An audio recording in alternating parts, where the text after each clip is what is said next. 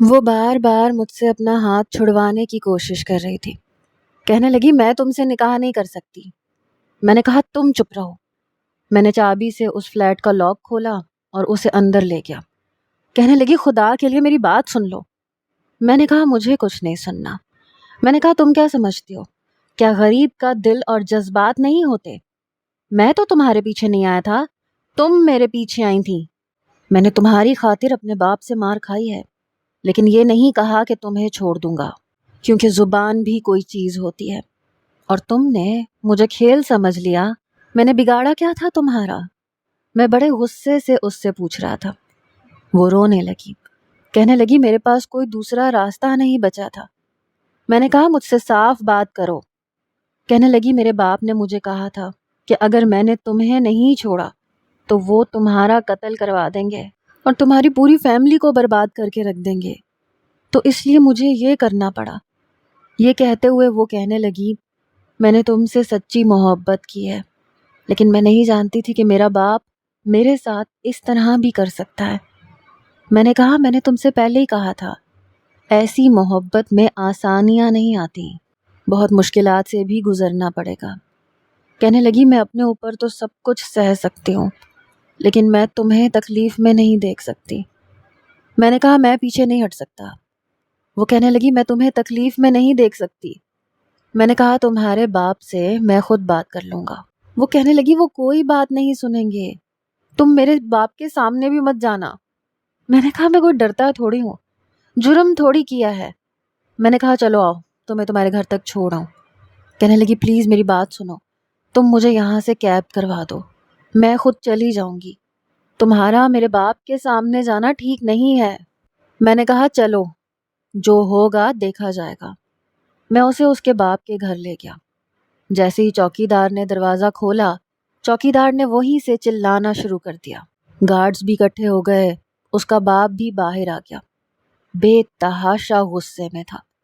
کائنات نے کہا حمزہ تم یہیں سے بھاگ جاؤ، یہاں سے چلے جاؤ، میں خود سنبھال لوں گی۔ میں نے کہا میں تمہارے باپ سے بات کر کے جاؤں گا۔ اس کے باپ نے میرا گریبان پکڑ لیا، کہنے لگا تمہاری ہمت کیسے ہوئی میری بیٹی کو یوں گھسیٹتے ہوئے اپنے ساتھ لے جانے کی؟ بتاؤ کیا کیا ہے تم نے اس کے ساتھ؟ وہ بڑے غضبناک لہجے میں مجھ سے پوچھ رہا تھا۔ کائنات کہنے لگی بابا اس نے میرے ساتھ کچھ ہی نہیں کیا، میں بالکل ٹھیک اور صحیح سلامت آپ کے سامنے کھڑی ہوں۔ وہ خود مجھے چھوڑنے آیا ہے، وہ ویسا نہیں ہے جیسا آپ سمجھتے ہیں۔ اس کے باپ نے اپنے گارڈ سے کہا اسے اتنا مارو کہ جان سے مار ڈالو۔ اس کا گارڈ مجھے مارنے لگا۔ کائنات چلاتے ہوئے میرے پاس آئی، پھر اس نے اپنے باپ کا بازو پکڑ لیا۔ وہ چلائے جا رہی تھی، کہے جا رہی تھی کہ بابا اس کا کوئی قصور نہیں ہے، میں نے اس سے محبت کی تھی، میں نے اس سے اظہار کیا تھا، میں اس کے پیچھے پڑی تھی، وہ میرے پیچھے نہیں پڑا تھا، اس کو آپ کی دولت سے کوئی غرض نہیں ہے۔ لیکن اس کا باپ اس کی نہیں سن رہا تھا۔ میں نے ان گارڈز کو آگے سے مارنا شروع کر دیا۔ دونوں گارڈز کو میں نے مار مار کے ڈھیر کر دیا۔ یہ دیکھ کر اس کا باپ اور بھی غصے میں آ گیا، میرے سامنے آیا اور مجھے مارنے لگا۔ کہنے لگا بہت ہاتھ چلتے ہیں تمہارے، بہت شوق ہے تمہیں لڑکیوں کے سامنے ہیرو بننے کا، مجھ پر ہاتھ اٹھاؤ۔ میں اتنا بھی بے غیرت نہیں تھا کہ کائنات کے باپ پر ہاتھ اٹھاتا، اس لیے چپ چاپ اس کے باپ سے مار کھانے لگا۔ لیکن تب تک کائنات نے چوکی دار کی جیب سے پسٹل نکال لی اور اپنے اوپر تان کے کہنے لگی بابا اگر آپ نے اسے مارنا نہیں چھوڑا تو میں خود پہ گولی چلا لوں گی، میں آپ کے سامنے مر جاؤں گی۔ یہ کہنا تھا کہ اس کے باپ کا ہاتھ رکا۔ وہ کہنے لگی بس کر دیں اس بیچارے کو، مار مار کے برا حال کر دیا، اس کا قصور کیا ہے؟ میں کہہ رہی ہوں میں قصوروار ہوں، مت مارے اسے پلیز۔ وہ مجھے کہنے لگی حمزہ تم جاؤ یہاں سے۔ میں اپنے منہ سے خون صاف کرتا ہوا اس کے باپ کے سامنے کھڑا ہو گیا۔ میں نے کہا دیکھ لیا آپ نے، میں بس آپ کو یہ دکھانا چاہتا تھا کہ آپ کی بیٹی مجھ سے کتنی محبت کرتی ہے۔ یہ کہہ کر میں نے وہ پسٹل کائنات کے ہاتھ سے پکڑی اور زمین پہ پھینک دی اور وہاں سے چلا گیا۔ اگلے روز اس کے باپ کی مجھے کال آئی کہ میں اس کے آفس میں آؤں، وہ مجھ سے بات کرنا چاہتا ہے۔ میں اس کے آفس چلا گیا۔ میرے چہرے پہ ابھی بھی زخم تھے اور میرے باپ کو یہ لگا کہ شاید ان کی مار کی وجہ سے زخم پڑے ہیں۔ اس لیے وہ چپ تھے، مجھے کچھ کہا نہیں تھا۔ جب میں کائنات کے باپ کے آفس میں گیا تو اس نے مجھے کہا کہ بیٹے میں تم سے 2 ٹوک بات کرنا چاہتا ہوں۔ میں نے کہا جی کہیے۔ وہ کہنے لگے میں تمہیں صرف 6 مہینے کا وقت دیتا ہوں۔ اس 6 مہینے کے اندر اگر تم نے ایک اچھا سا گھر اور گاڑی اور بینک بیلنس بنا لیا تو میں خوشی سے تمہیں اپنی بیٹی کا رشتہ دے دوں گا۔ میں یہ نہیں کہتا کہ تم ایک بنگلہ تعمیر کرو، وہ تمہارے بس کی بات نہیں ہے، لیکن ایک ایسا گھر ہونا چاہیے جہاں میری بیٹی کا دم نہ گھٹے۔ اگر تم سچ میں میری بیٹی سے محبت کرتے ہو تو جاؤ 6 مہینے کے اندر اندر میری ڈیمانڈز پوری کر کے دکھاؤ، ورنہ پھر اسے بھول جاؤ۔ میں وہاں سے اٹھ کر اپنے گھر آ گیا، بالکل چپ تھا۔ میرے والد مجھ سے ناراض تھے، بات نہیں کر رہے تھے، اور ان کی ناراضگی صرف اس بات سے ختم ہو سکتی تھی کہ اگر میں کائنات کو چھوڑ دیتا، جبکہ میری والدہ روئے جا رہی تھیں، میری منت سماجت کر رہی تھیں۔ میرا دوست جو مجھ سے ملنے آیا تھا وہ کہنے لگا چھوڑ دو اس لڑکی کو۔ میں نے کہا نہیں چھوڑ سکتا۔ کہنے لگا تمہیں ہوا کیا ہے؟ تم تو اتنے لاپرواہ ہوتے تھے، کہاں سے اس لڑکی کے پیچھے پڑ گئے تم؟ وہ تم سے شادی کر بھی لے گی تو یہاں تمہارے گھر میں 2 مہینے بھی نہیں رہ پائے گی۔ میں نے کہا ہاں میں جانتا ہوں۔ کہنے لگا پھر کیوں اس کے پیچھے بھاگ رہا ہے؟ میں یہ سوچ رہا تھا کہ کس طرح سے 6 مہینے کے اندر اندر اتنے سارے پیسوں کا انتظام کروں، اور وہ بھی بنا کسی چوری ڈاکے کے۔ بس ایک ہی ہنر تھا میرے پاس جس سے میں پیسے کما سکتا تھا، اس لیے میں ایک ایسے شخص کے پاس گیا جو کہ لڑکوں کو کرتب کروانے کے پیسے دیتا تھا، اور وہ بہت خطرناک قسم کے کرتب ہوتے تھے۔ ان میں جان جانے کا خدشہ 80 سے 90% تھا، کیونکہ شائقین کو اس قدر حیران کن کرنا ہوتا تھا کہ وہ اپنی آنکھیں جھپکنا بھول جائیں، سانس لینا بھول جائیں۔ میں نے وہاں جا کے ایگریمنٹ سائن کیا جس پر لکھا تھا کہ اگر اس شو بازی کے دوران میری جان چلی گئی تو اس کا ذمہ دار میں ہوں گا، کوئی اور نہیں۔ کائنات کی خاطر میں خود کو موت کے حوالے کر چکا تھا۔ میں نے ہیلمٹ پہن کر جب وہاں کے بنے اونچے نیچے ٹریک پر 1 ویلنگ پر بائک چلانی شروع کی تو شائقین مجھے دیکھ کے حیران رہ گئے۔ تالیوں کی گونج سن کر وہ شخص بہت حیران تھا، کیونکہ اسے میرے ایک شو سے لاکھوں روپے کا فائدہ ہوا تھا۔ اس نے مجھے 5 لاکھ روپے دیے، جسے دیکھ کر میرا جوش اور جذبہ اور بھی بڑھنے لگا۔ میں نے وہ 5 لاکھ اپنے اکاؤنٹ میں جمع کیے، پھر اس کے بعد ایک ایسا کرتب میں دکھانے لگا۔ میں نے 1 مہینے کے اندر اچھے خاصے پیسے جمع کر لیے تھے۔ میں نے ایک اچھے سے علاقے میں جگہ خریدی، لیکن اس جگہ کی قیمت اتنی تھی کہ بس میرے پورے مہینے کی محنت صرف اس ایک پلاٹ کو خریدنے میں لگ گئی۔ اب مجھے اور پیسے کمانے تھے تاکہ ایک اچھا سا گھر بنوا سکوں۔ اگلے مہینے میں نے ایک کے بجائے دن میں 2 شوز کرنے شروع کر دیا۔ اس شخص کو بھی ڈبل نفع ہونے لگا۔ جب میں نے دیکھا کہ جتنا پیسہ وہ شخص میرے شو سے کماتا ہے کسی دوسرے شو باز کے ذریعے سے نہیں کما رہا، تو میں نے اپنی ڈیمانڈ بڑھا دی، اور وہ میری بات فوراً سے مان گیا۔ ایک بار اس نے کہا کہ اسلام آباد میں ایک شو بازی کا مقابلہ ہے جس میں 1 ویلنگ کا مقابلہ بھی ہے، اگر وہاں تم کمال دکھا دو تو میں تمہیں 50 لاکھ روپے دوں گا۔ یہ سن کر میں فوراً سے مان گیا۔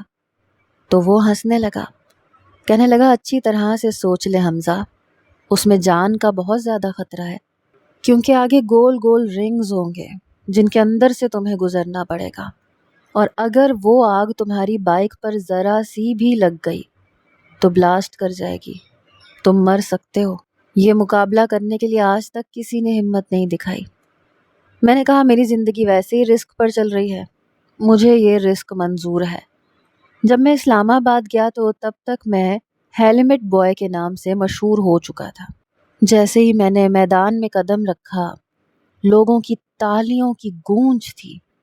کافی شہروں سے نوجوان لڑکے مجھے دیکھنے آئے تھے جو کہ مجھے اپنا ہیرو سمجھتے تھے، اور لڑکیوں کا میں کرش بن چکا تھا، لیکن ابھی تک کسی نے میرا چہرہ نہیں دیکھا تھا۔ جب میں نے اپنی بائک کا ٹریک دیکھا تو میں سوچ میں پڑ گیا، کیونکہ وہ چوڑائی میں بہت کم تھا، بائک کے گرنے کا بڑا خطرہ تھا۔ پھر جس طرح سے وہ ٹریک ترتیب دیا گیا تھا، کہیں سے راستہ اونچا تھا، کہیں سے نیچے گہرا، اور گول گول رنگز تھے جن پر آگ لگی ہوئی تھی۔ یہ کام آسان نہیں تھا۔ پہلی نظر میں دیکھ کر میں اندازہ لگا چکا تھا کہ یہ کھیل خطرے سے خالی نہیں ہے، لیکن میں نے حوصلہ نہیں ہارا۔ 50 لاکھ کی بات تھی۔ میں بائک پر بیٹھ گیا۔ جیسے ہی میں نے ٹریک پر بائک چلانی شروع کی، مجھے فوراً سے فل اسپیڈ کرنی تھی۔ فل اسپیڈ کرتے ہی میں نے 1 ویلنگ پر بائک کر دی، لیکن جہاں سے راستہ اونچائی کی طرف جاتا تھا، میں نے بائک کے ہینڈل پکڑ لیے۔ جب بائک نیچے گہرائی کی طرف جاتی تو میں پیچھے کا ٹائر اوپر کرتا اور آگے کے ٹائر پر بائک چلانے لگتا، جو کہ زیادہ خطرناک تھی۔ ذرا سی بھول چوک پر میں زندگی سے ہاتھ دھو بیٹھتا۔ مجھے نیچے سے اوپر کا راستہ طے کرنا تھا، اوپر کی جانب بائک چلانی تھی اور پھر 1 ویلنگ کرتے ہوئے گول رنگ سے گزرنا تھا۔ میں اپنا پورا فوکس اسی پر کیے ہوئے تھا۔ جیسے ہی آگ کے رنگ سے گزرتے گزرتے جب میں آخری رنگ تک پہنچا تو بے تحاشا تھک چکا تھا۔ میرا سانس بری طرح سے پھولنے لگا، لیکن آگے ایک ایسا راستہ تھا جہاں آگ لگی ہوئی تھی۔ میں نے بڑی تیزی سے بائک چلانی تھی، لیکن میری بائک پر آگ لگ چکی تھی۔ وہیں شائقین کی چیخیں بلند ہوئیں۔ سب کو لگا کہ اب بائک کا بلاسٹ ہوگا اور میں مر جاؤں گا۔ مجھے بھی یہی لگ رہا تھا۔ تیز بائک سے میں فوراً کود گیا اور بائک کا بلاسٹ ہو گیا۔ تالیوں کی آواز گونج رہی تھی جو کہ میرے لیے بج رہی تھی۔ اگر میرے سر پر ہیلمٹ نہ ہوتا تو یقیناً میں سر پر لگنے والی چوٹ کی وجہ سے مر چکا ہوتا۔ سب لوگ وہاں کھڑے تالیاں بجا رہے تھے۔ پھر چند گارڈز آئے، مجھے اندر کمرے میں لے گئے۔ چھوٹی موٹی چوٹیں مجھے لگی تھیں، لیکن 50 لاکھ کا چیک دیکھ کر جیسے میں اپنی ہر تکلیف بھول گیا۔ میرے گھر والے اور کائنات، یہاں تک کہ اس کا باپ، سب اس بات سے انجان تھے۔ اسلام آباد میں نے ایسے 2 کھیل کھیلے تھے اور میرا باس اس وقت لڈیاں ڈال رہا تھا کیونکہ اسے کروڑوں روپے کا فائدہ ہوا تھا۔ 1 کروڑ کا مالک تو میں بھی بن چکا تھا۔ میں نے شاندار گھر تیار کروایا، گاڑی لی، اور اس کے بعد جو پیسہ بچا اس سے ایک چھوٹی سی فیکٹری کرائے پر لے کر اس میں مشینیں ڈال دیں۔ میں نے اپنے والدین سے کہا کہ میں ایک شخص کے ساتھ پارٹنرشپ پر کام کر رہا تھا اور اس میں مجھے بہت فائدہ ہوا ہے۔ میرا باپ کہنے لگا، ایسا بھی کون سا کام کر رہے ہو تم جو تمہیں 3 مہینے کے اندر اتنا فائدہ ہوا کہ تم نے گاڑی خرید لی؟ کیونکہ جب میں گاڑی لے کر اپنے اپارٹمنٹ میں گیا تو سب حیران تھے۔ میں نے کہا آپ آئیں تو میں سب کچھ بتا دوں گا۔ گاڑی میں بٹھا کر میں انہیں اپنے نئے گھر لے گیا جو کہ 120 گز میں ڈبل پورشن کا میں نے بنوایا تھا۔ وہ گھر دیکھ کر سب حیران تھے۔ میں نے کہا کہ میرے باس نے یہ گھر بھی مجھے دیا ہے اور گاڑی بھی۔ میرا باپ بہت پریشان تھا، کہنے لگا مجھے یقین نہیں آ رہا۔ میں نے کہا مجھے سب نکما سمجھتے ہیں۔ وہ کہنے لگے کافی نوجوان تم سے زیادہ اچھی ڈگریاں لے کر سڑکوں کی خاک چھانتے پھر رہے ہیں، تم نے 3 مہینے میں اتنی کامیابی کیسے حاصل کر لی؟ پھر مجھ سے کہنے لگے کہیں ناجائز کام تو نہیں کر رہے؟ میں نے کہا نہیں ابا، میں نے کوئی ناجائز کام نہیں کیا۔ بہرحال میں نے اپنے گھر والوں کو اسی گھر میں شفٹ کروا لیا۔ اب پھر میں بائک چلاتا اور جو پیسہ کماتا اپنی فیکٹری پر لگا دیتا۔ 6 مہینے کے اندر اندر میں نے اچھا خاصا نام کما لیا۔ یوں تو میں گاڑی بھی چلا سکتا تھا، لیکن بائک میرا چین تھا، اس لیے میں سفر بائک پر کرتا تھا۔ اس دوران یہ ہوا کہ میں بائک کی اسپیڈ بہت تیز رکھنے کا عادی ہو گیا۔ 6 مہینے بعد میں کائنات کے باپ کے آفس میں گیا، ان کے دروازے پر دستک دی۔ کم آن کی آواز سن کر میں اندر گیا۔ مجھے دیکھ کے وہ حیران تھے کیونکہ میں نے پینٹ کوٹ پہن رکھا تھا۔ میں نے اندر آتے ہی کرسی گھسیٹی اور سامنے ٹانگ پر ٹانگ رکھ کر بیٹھ گیا۔ رانا جمشید کے ماتھے پر بل پڑے۔ کہنے لگا تمہارے اندر تمیز نہیں ہے؟ میں نے کہا میں نے ایسا کیا کر دیا؟ کہنے لگے بیٹھنے سے پہلے مجھ سے پوچھنا چاہیے تھا۔ میں نے کہا میں آپ کا کوئی عام امپلائی نہیں ہوں، نہ ہی آپ کے آفس کا ورکر ہوں۔ میں نے اپنی فیکٹری کا کارڈ اس کے سامنے پھینکا۔ میں نے کہا میں آپ کی ساری ڈیمانڈز پوری کر چکا ہوں۔ میرے پاس اس وقت ایک اچھے علاقے میں 120 گھر کا ڈبل اسٹوری گھر ہے جہاں آپ کی بیٹی بڑے آرام سے رہ سکتی ہے۔ کام کرنے کے لیے ملازمین بھی ہیں۔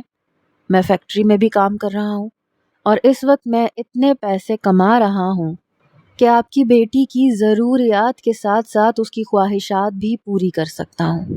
یہ سن کر وہ کبھی میرے کارڈ کی طرف دیکھتا، کبھی میری طرف۔ وہ بہت حیران تھا، کہنے لگا اتنی جلدی تم نے یہ سب کیسے کر لیا؟ میں نے کہا یہ آپ کا مسئلہ نہیں ہے، میں نے آپ کا کہا پورا کیا ہے، اب آپ اپنا وعدہ پورا کریں۔ اس نے میرا گھر دیکھا، میری پوری انکوائری کروائی، اور وہ حیران تھا کیونکہ میں کسی بھی جگہ دھوکے باز ثابت نہیں ہوا تھا۔ پھر اس نے کہا کہ میں اپنا رشتہ لا سکتا ہوں۔ اس دن میری خوشی کی کوئی انتہا نہیں تھی، کائنات بھی بے حد خوش تھی۔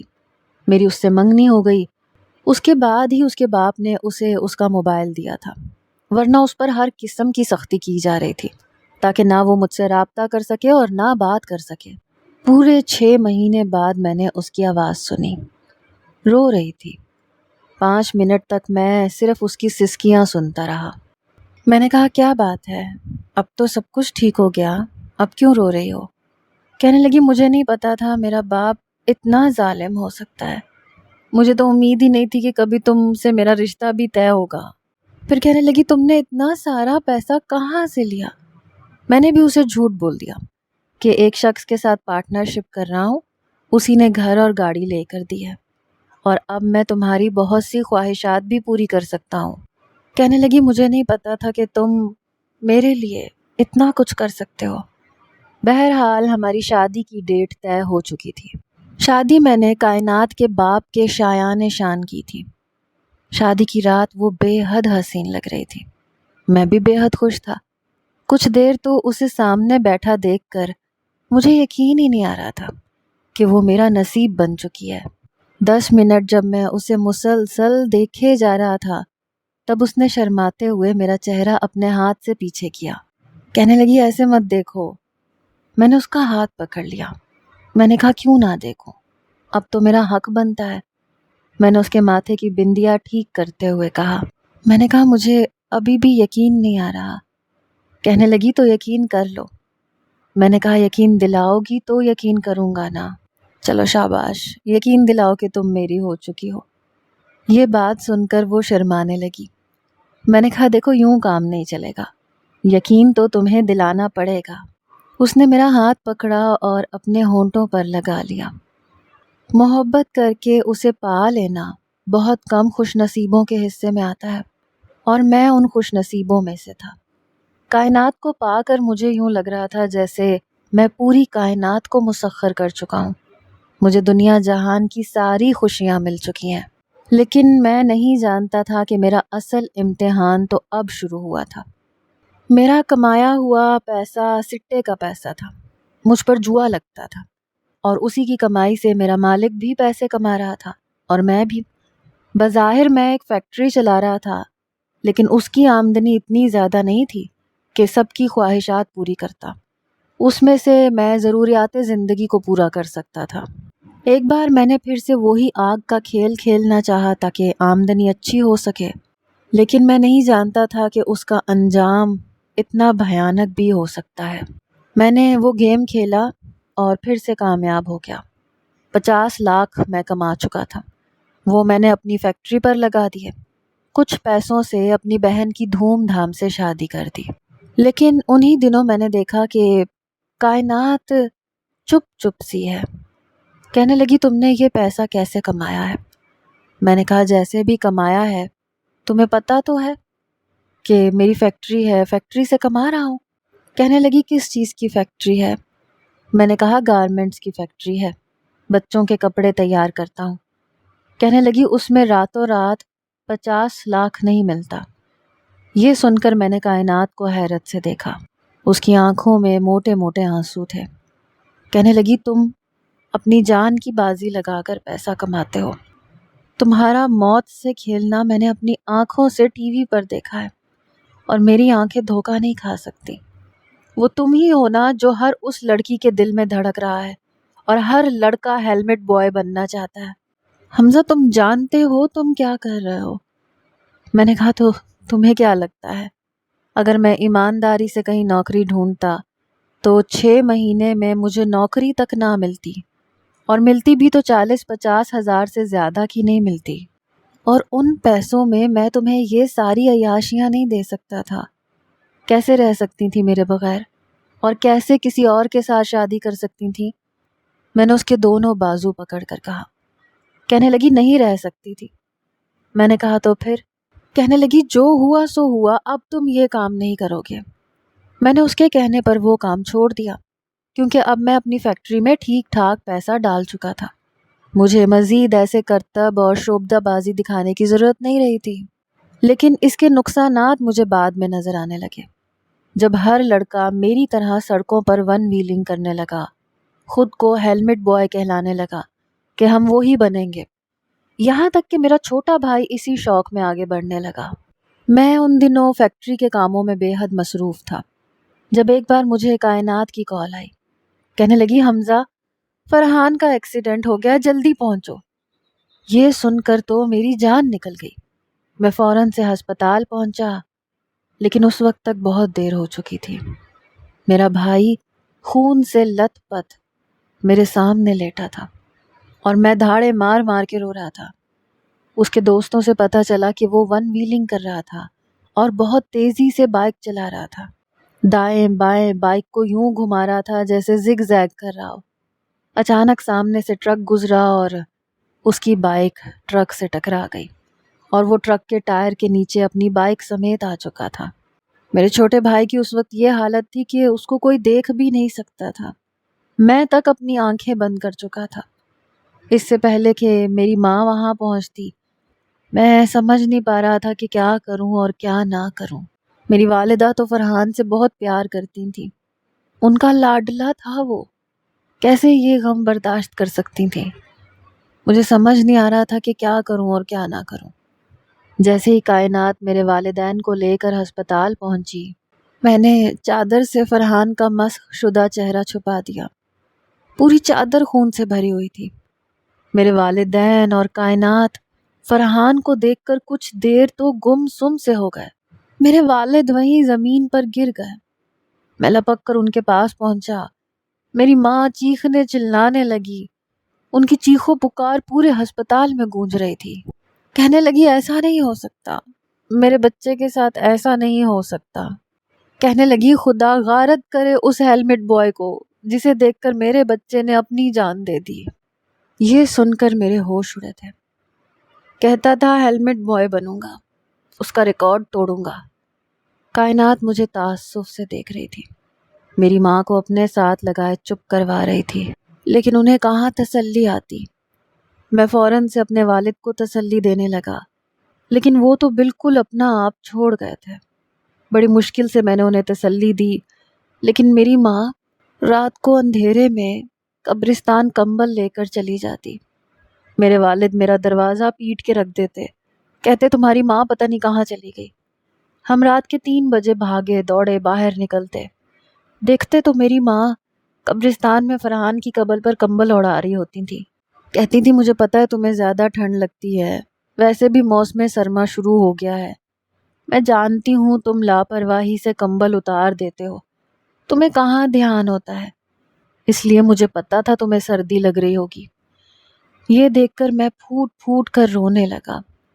اس کے بعد دیگر ایسے کئی حادثات ہونے لگے۔ نوجوان لڑکے ون ویلنگ کے چکر میں اپنی جانیں کھونے لگے۔ مجھے لگتا تھا اس سب کا قصوروار میں ہوں، کیونکہ ہیلمٹ بوائے کے نام پر موت کا کھیل شروع ہو چکا تھا۔ میں نے کائنات سے کہا کہ مجھے ایک شو اور کرنے دو۔ کہنے لگی پاگل ہو گئے ہو، تمہاری وجہ سے تمہارا بھائی چلا گیا اور تمہیں ابھی تک اسی چیز کا جنون ہے۔ میں نے کہا میں ان نوجوانوں کو کچھ سمجھانا چاہتا ہوں، اور اگر میں نے یہ شو نہیں کیا تو بہت جانی نقصان ہو جائے گا۔ میں نے دوبارہ سے ون ویلنگ کا شو کیا، ویسے ہی آگ کا کھیل کھیلا، لیکن جیسے ہی میری بائک بلاسٹ ہوئی میں کود کر دوسری جانب گر گیا۔ میرے دوستوں نے اس وقت میرا ساتھ دیا۔ فوراً سے پورے ہال کی لائٹیں بند کر دی گئیں۔ یہ دکھایا گیا کہ ہیلمٹ بوائے مر گیا ہے، اس ون ویلنگ سے اس کی جان چلی گئی ہے، کیونکہ یہ موت کا کھیل کسی کو نہیں چھوڑتا، سب کی جان لے لیتا ہے۔ اس لیے خدا کے لیے اس ہیلمٹ بوائے کو اپنا کرش مت بنائیے، اپنی زندگی کی حفاظت کریں، ون ویلنگ کا شوق اپنے اندر سے نکال دیں، کیونکہ آپ کا ہیرو بھی اس کھیل میں مر چکا ہے، کل کو ایسی موت آپ کی نہ ہو۔ یہ سن کر وہاں پر لوگ دھاڑے مار مار کے رو رہے تھے۔ لڑکوں نے اپنے ہیلمٹ سر سے اتار کر زمینوں پر پھینکنے شروع کر دیے کہ ہمیں موت کے منہ میں نہیں کودنا۔ میرا یہ آخری کھیل تھا، بہت سے لڑکوں کی جان بچانے کا سبب بنا تھا، لیکن آج بھی میں اپنے بھائی کو نہیں بھول سکا۔ نہ جانے کتنے لوگ ایسے شوق میں اپنی جان سے ہاتھ دھو بیٹھتے ہیں، ان کے پیچھے ان کے گھر والے جیتے جی مر جاتے ہیں۔ اس لیے آپ سب سے گزارش ہے کہ ایسے شوق کو نہ اپنائیں۔ موٹر سائیکل کی اسپیڈ کو ہلکا رکھیں، کیونکہ ہم 5 منٹ بعد بھی اپنی منزل مقصود پر پہنچ سکتے ہیں۔ یہ نہ ہو کہ 5 منٹ کی جلدی ہماری جان لے لے۔ بہت شکریہ۔